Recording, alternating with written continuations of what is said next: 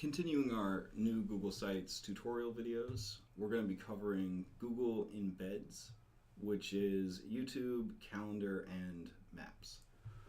Now these are all pretty specialized, but I think they're still going to find a lot of use on new Google Sites that users are creating. So this tutorial assumes that you've already started building a site, you're already familiar with a lot of what's going on, so let's go ahead and just jump in. We're going to go to the Insert section. So the top right, where it says Insert Pages and Themes, you're going to click on Insert. And down here where it says Google Embeds, the first one we're going to try out is YouTube. So we're going to click YouTube, and it gives us a video search and an uploaded button. This uploaded tab will only help you if you have your own YouTube channel that you have uploaded videos to. If you do not have a YouTube channel and you have not uploaded videos to it, you won't find anything there. So under video search, you can just start searching. So I'm going to look for SMCPS first day. And there's the video I was looking for. Beautiful back to school video that we made for the 2016 school year. I'm going to select that. You can see that it's selected because everything turns blue. And I'm going to go ahead and hit the select button.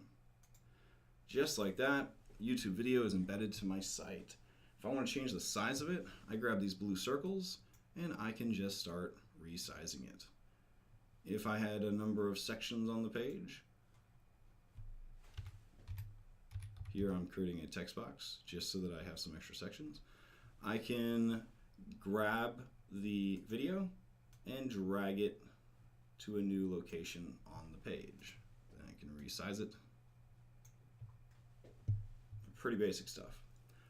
If I click on it, I know it's selected because blue circles, blue outline. I'm going to click this settings. I don't have a lot of options here. I can change the name of the video. So if the video that I'm linking to, the name isn't very clear or it's no good, I can change it. I can toggle how the playback controls are displayed and the progress bar. And I can, by default, allow users to watch it in full screen. I don't really see a reason to not allow your viewers to watch it in full screen, but there is an option to turn that off. If I were to take a peek using preview, I can see, hey, there's the video. I can start watching the video. I could go watch it on YouTube. Opens a new tab. Video starts up in YouTube. I can add to, like, share, subscribe, give a thumbs up, comment, all that good stuff. I can also watch it full screen. All the controls are there. I can set the quality, whether or not annotations show up, speed the video up and down, all those great things that you could do with a YouTube interface. It's really cool. I can check and see how this would look on a tablet, and then also how it would be presented to a user on the phone. And when I'm done, I can just go back to my editing mode. Another way that you can get videos is if you find the video you like on YouTube, you can always go and select the URL of the video and copy it. In this case, I did Command C or Control C. You can also right click and copy. And if I go to use the Insert Google Embed YouTube tool, I could paste that URL in and it will take me specifically to that video. And that's another way to get that video in there.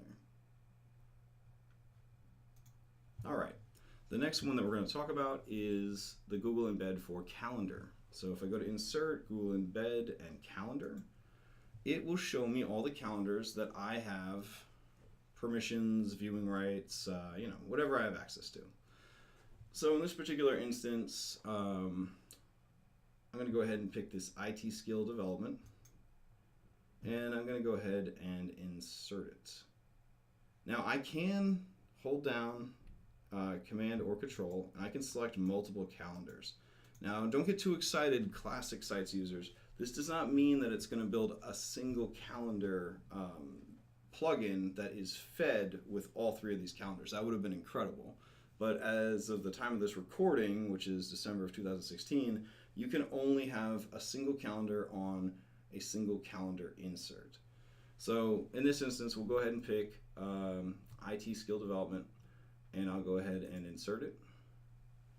Now, by default, it will go to agenda view. So it will show all the upcoming events that are on this calendar. And this probably wasn't the best example because there are no upcoming events on this calendar, but there it is.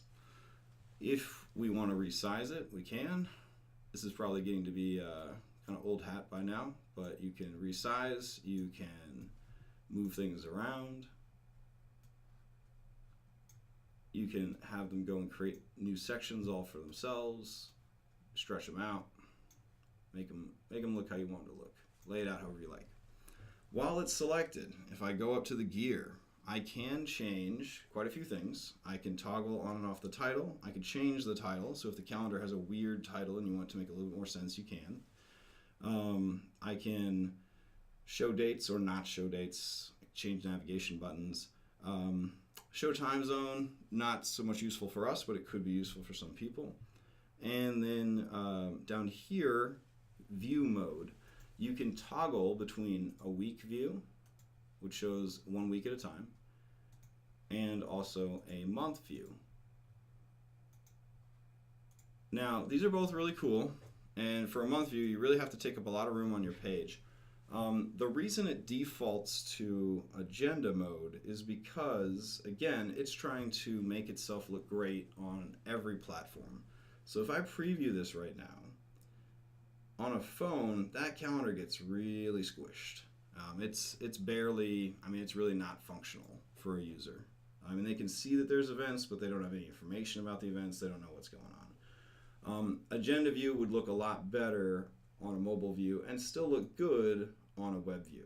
Now, full page calendar looks amazing on a web view, and you just have to ask yourself, you got roughly 30% of your audience is using mobile phone to access your site.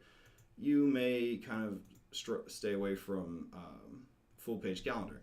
If you know that your staff is only accessing this at work on their work machine, you might go for that full page calendar because it does look pretty cool.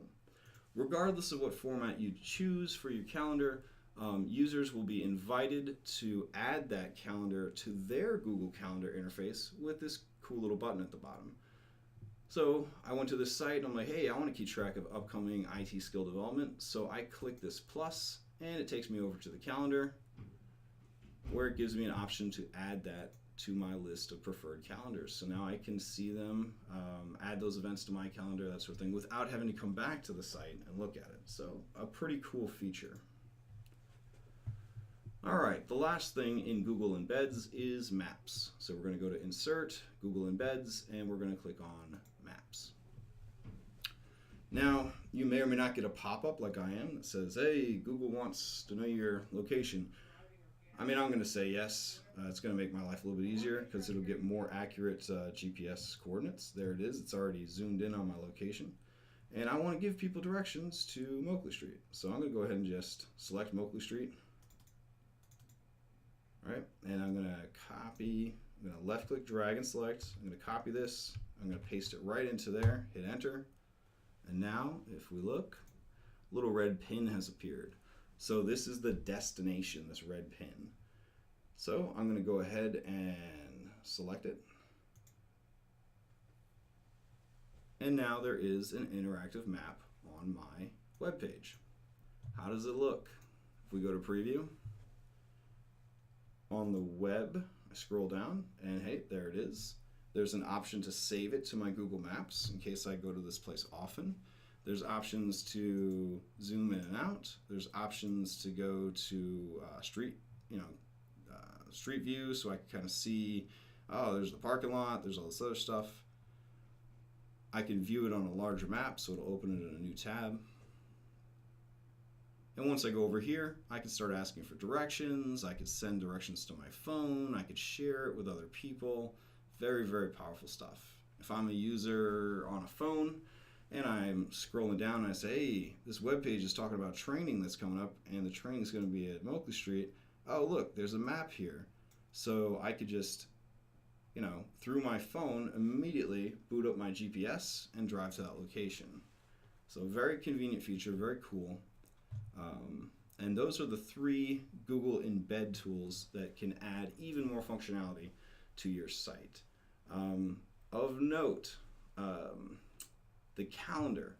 This calendar updates live. So if new events are added to the calendar that it's displaying, it will automatically update to show those changes. This will always remain up to date. And that's one of the great things about these inserted, embedded Google Drive and Google Calendar tools, is that they all work together to stay as up to date as possible.